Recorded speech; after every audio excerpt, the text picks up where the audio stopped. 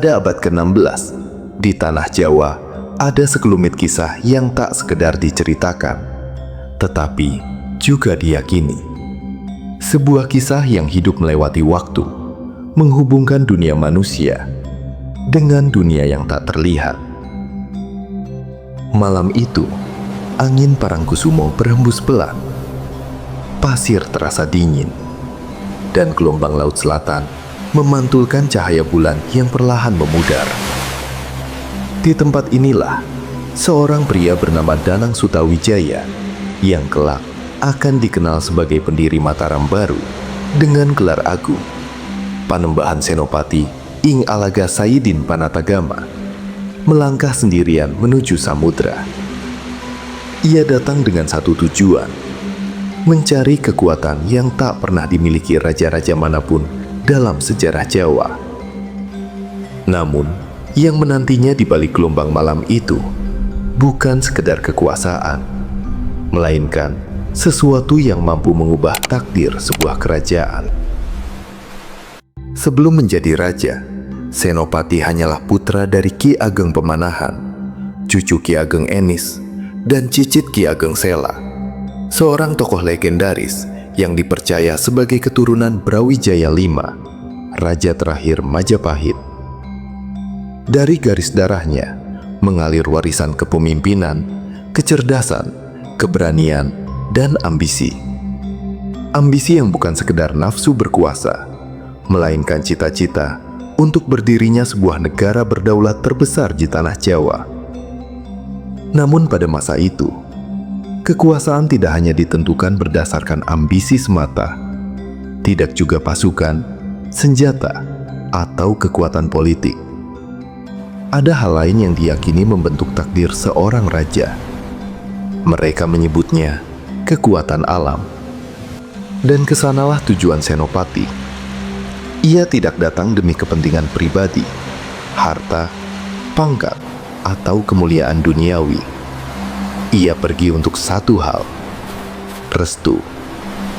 Restu dari penguasa sebuah kerajaan yang tak terjamah manusia, penguasa pantai selatan, Kanjeng Ratu Kidul. Dalam tradisi tutur orang Jawa, malam ketika Senopati bertapa di Parangkusumo bukanlah malam biasa. Dunia seperti menahan napas, hening.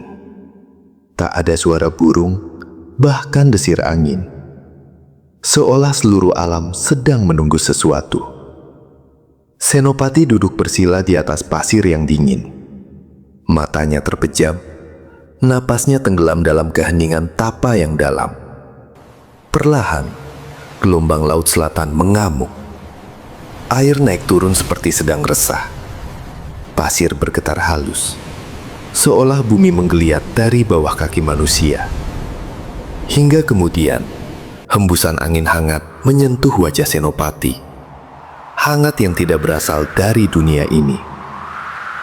Dari balik kabut kehijauan yang menari pelan, muncul sosok seorang perempuan. Busana panjangnya melayang ringan, meski angin tak berembus. Cahaya lembut mengalir dari tubuhnya, seperti sinar bulan yang jatuh ke permukaan ombak.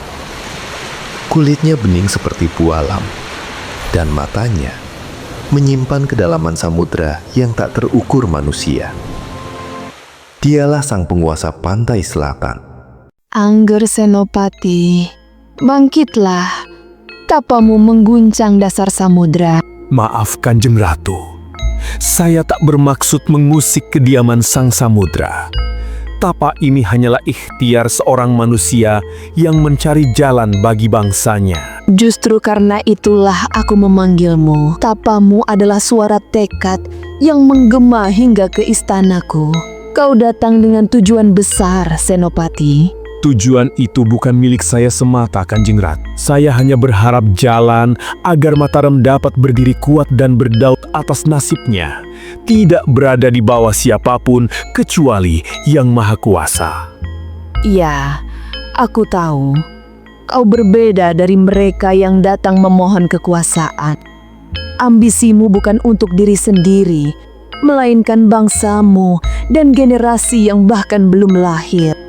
itulah yang membuat samudra bergetar. Anggar, mulai saat ini aku akan berada di sisimu sebagai penjaga Mataram sekaligus saksi bagi keturunanmu kelak.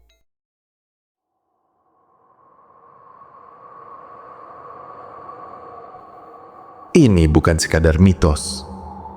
Dalam budaya politik Jawa, kisah Senopati dan Ratu Kidul memiliki makna yang jauh lebih dalam dari sekadar legenda pantai selatan. Kisah ini menjadi dasar bagi 4 hal penting. Memberikan legitimasi spiritual kepada Raja-Raja Mataram. Membentuk persepsi rakyat bahwa sang raja adalah sosok yang dicintai dan dilindungi alam. Menegaskan 2 wilayah kekuasaan, daratan tempat manusia hidup, dan lautan gaib yang tak terjangkau. Mengukuhkan gagasan bahwa raja adalah titah alam, pemimpin yang muncul bukan hanya karena garis keturunan, tetapi juga karena kehendak semesta. Dan hingga hari ini, jejak hubungan itu masih tampak jelas. Ritual labuhan yang dilakukan oleh Keraton Yogyakarta dan Surakarta di pantai selatan setiap tahunnya adalah bentuk penghormatan sekaligus kelanjutan simbolik dari perjanjian Senopati dan Ratu Pantai Selatan. Ikatan yang diyakini menjaga keseimbangan antara kekuasaan manusia dan kekuatan alam yang tak terlihat. Apakah pertemuan itu benar-benar terjadi? Ataukah hanya sebuah alegori kekuasaan? Atau memang ada sesuatu yang tak mampu dijelaskan oleh manusia? Yang pasti, kisah inilah yang membuat kerajaan Mataram berbeda dari kerajaan manapun di Jawa. Ia tidak hanya dibangun dengan pedang dan strategi, tetapi juga dengan restu. Restu yang diyakini datang dari dunia yang tidak terlihat. Dan sejak malam itu, angin di Parangkusumo selalu membawa bisikan. Bisikan tentang seorang raja yang pernah menjalin perjanjian dengan penguasa samudra. Hingga hari ini, banyak yang meyakini jika seseorang datang ke Parangkusumo pada malam yang benar-benar sunyi, ketika ombak menghitam dan bulan bersembunyi di balik awan, kadang-kadang suara lautan terdengar berbeda. Seakan ada nama yang dipanggil oleh gelombang, nama yang pernah mengguncang sejarah Jawa. Yo